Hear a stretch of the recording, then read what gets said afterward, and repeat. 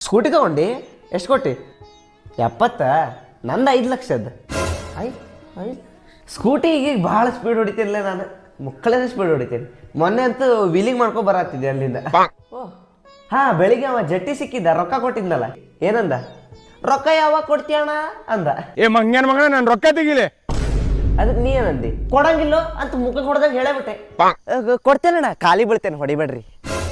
ಹಾ ಹಂಗಂದ್ರೆ ನಿಂಗೊಂದು ಕೊಟ್ಟಿರ್ಬೇಕು ಅವ ಎಲ್ಲ ಹೊಡಿತಾನ ನಾನೇ ಸಟ್ಟನ ಒಂದು ಕೆನ್ನೆ ಮ್ಯಾಗ ಕೊಟ್ಟೆ